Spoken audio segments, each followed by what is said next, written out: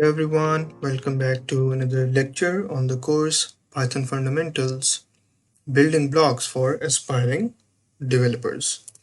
So, again, we'll continue with the data structures in this fifth module. We're at the 18th day of our agenda. So, we will have a look at the list comprehensions and nested list comprehensions. So, let's begin. So, what is list comprehension?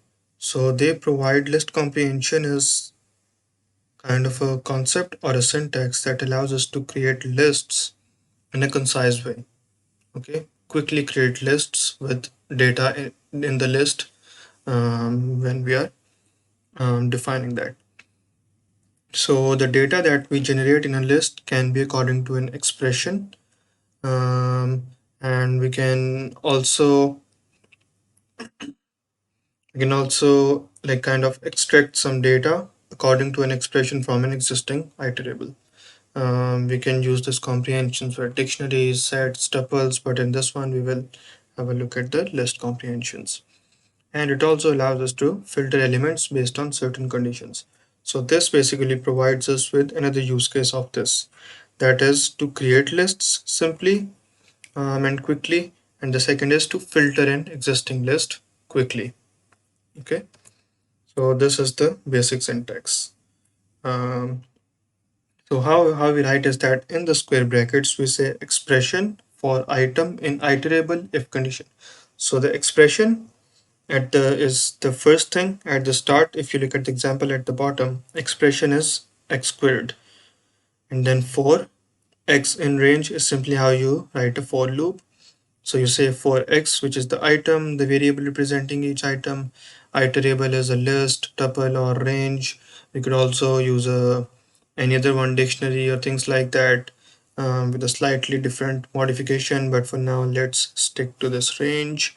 And then we can also use a if condition. If there is a condition. Conditional is optional. We can omit the condition. We can put the condition as we want if we want, but we cannot omit any of the other three. So what this is doing is basically for first five numbers 0 to 5, it is creating a list that has the square of the numbers from 0 to 5. Now if we look at the list comprehension, what is a versus a simple list creation, this is how it looks like. So at the top is a simple list creation, at the bottom is a comprehension. So let's see the item. You can see the item in the first one for I in range, item is I. In the second one, again, the same thing, same exact concept. The iterable is the same exact. We can also use a list for iterable. Instead of range 5, I could say an existing list is there. I could put that list there.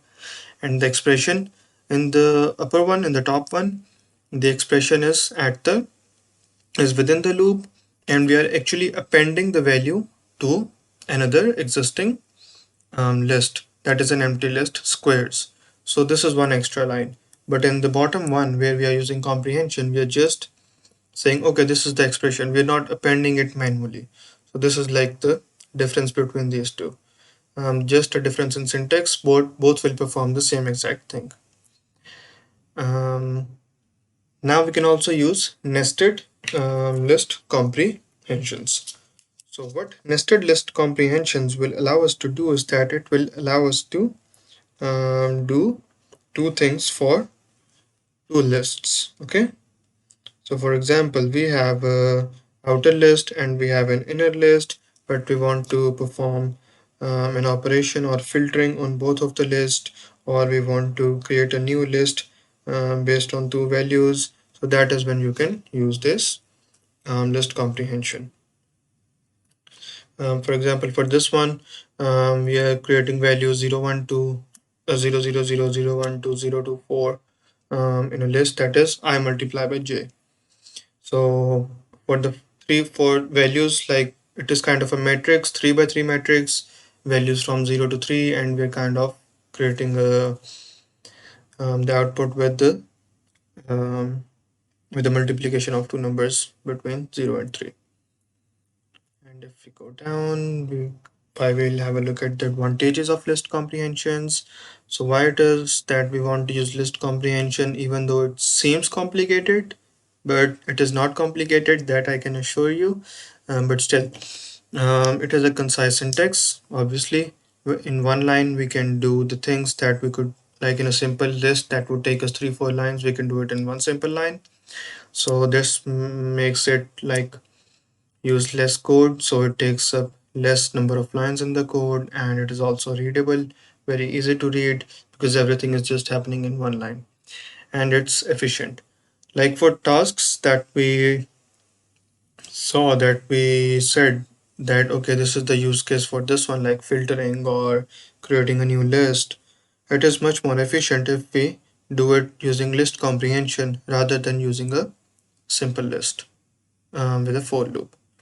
So if it's possible for you to apply this list comprehension, go for this one instead of other for loops, because this is a bit more efficient and a bit more faster than the other one. Now let's start coding. So I want to go back to the file. So I have this previous file open from the previous one. I'll just remove everything. We don't need that now. So the first thing I want to do is that start with the list creation. So let's say I have a list, my list, and if I wanted a list to have the values of 1 to 5, but I would do 1 2 3 4 5, right? Now if I have a list, another list, and I want to say my list is equals to this, here I say expression x for x in range 5, that's all, right? Now I say print my list, and I will make it my list 2, and I will say print my list 2, save it, run the code. Let me just clear this for here, and then again run the code. So you see both of them have generated 5 values. Now this one is from 1 2 3 4 5, but this is from 0 to 4, because again Python is zero index values, it starts from this one. So what I could do is that like this. So this is what I should have written in the start, right? So both of them can generate these values. Now if I wanted to generate the square values of first 10 values, if I were to do it manually, I would say, okay, square of 0 is 0, square of 1 is 1, then 4, then 9, then 16. Then I will have to calculate for each value and then write it down. But here, what I could do is that, okay, expression is this one.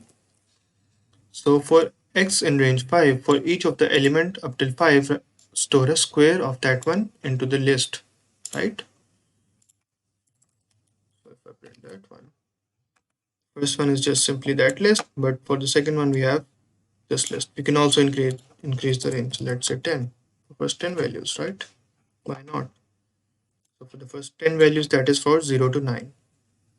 You see how easier it is to use this one. I could also use, like if I were to compare it to uh, for loop, let's say I had a list, or instead of my list, I will use the for loop, but this one I will say squares. So this is list is to store the squares. So I say for I in range 10. So for the first 10 iterations, my list square dot append, and then you want to append what? I squared. So I do this, and now this. Now I can finally print this my list squared and run the code. So both of them are exactly the same. You see how much lines this took? 2 lines. How much lines this took? 6 to 10, 1, 2, 3, 4, 5 lines. It was much more concise to write it this way, right? Now if I were to do like a very big operation, like I don't know, I multiply by 1, then I do I multiply by 4, then I do I multiply by like 4, then I divide and everything, like there's a ton of operations. So so fitting those operations in here would not be nice. So that is when I would use this for loop, right? But if it is something like this, I could also add like more things. I could also do +1 like this. Let me get rid of this one. So now 1 is added to each of the um, squares. Now I also, what I say is that I only want the square values which are even. So here I can write a condition. If x2 modulus 2 is equals to 0, right? Makes sense? Let's do it. 0, 4, 16, 36, 64, right? So it is first, the if condition is first calculating the square and then doing the modulus and checking if it is even. I cannot use x value over here because the square is not yet calculated, right? So this is why I have to do this x squared modulus 2 and so on. So this is how we use list comprehensions. We can also quickly see the list comprehension um for the nested loops. So what I want to do is that first I want to say, okay, nested loop is equals to the first one. We say that for like I static j, for I in range, let's say 3, and then I say j for j in range, let's say 3, and let's close this over here, and let's close this over here, and let me say nested loop, and let me print it. This one, let me get rid of this one, save it, run the code, and say 0 0 0 0 1 2 0 2 4. So this is like two loops. So this is something like this for I in range 3. Then it says for j in range 3. Then it says I static j, like let's say list li is equals to empty list, and I'm saying li dot append this thing, and then I say print li and so on. Yeah, it should be nested list. Sorry about that. Just so it is easier to read like this. Oops, sorry. So what it is doing is that we should have another list over here. So let's say temp list is equals to this. Now temporary list becomes empty after each iteration, and we say temp list dot append this, like append this thing into this list, and now append this list, temporary list, which has now been filled with 3 values into the main list. And now in the next iteration, temp list again is empty, so the next 3 values will be correct, like this. So in the first iteration, list is empty, we said temporary list, this one is empty right now. We had 3 values. Okay, now this has become this one. We append this list to this outer list, move on to the next iteration. Now this list again is empty list, it has no values in between, 0 1 2 do not exist. After this loop, this inner list will have this value 0 1 2, and then we append this one to the outer list and so on. So you see 2 lines of code versus around what 7 8 lines of code. So you can see which one is concise. We can also have much more operations, like we can also have a conditional over here, and so on.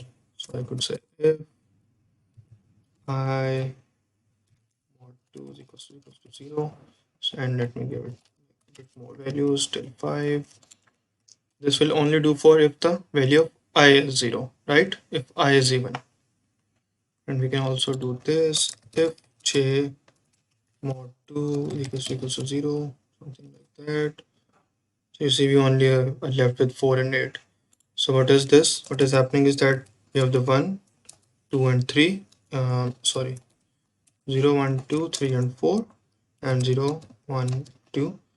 So this range 5 is iterating over these values and this range 3 is iterating over this value. So what is happening is that we are multiplying 0 with 0, 0 with 1, 0 with 2, 0 with 3, 0 with 4, then 1 with all 5 values and 2 and so on. So if I is 2, if I is even, so this means that these two will not be there, and if j is also even, these two will not be there. So we're only left with these values, like I multiply with j is 2 twos are 4 once and 4 twos are 8 and so on. So you see we can use these expressions, conditional expressions on only one of the lists or both of the lists, and then create mostly the outputs that we require. So yeah, that was all in this lecture. In the next one, we will have a bit of look at the tuple unpacking. And yeah, keep on practicing these data structures because these are very important and these are now beginning to get a bit more advanced. So do not stop practicing because these are the ones that you will mostly use in your coding. And we will also have sort of an assignment, mini assignment, and that will make your concepts much more clear. So we will meet you in the next video, and up till then, goodbye.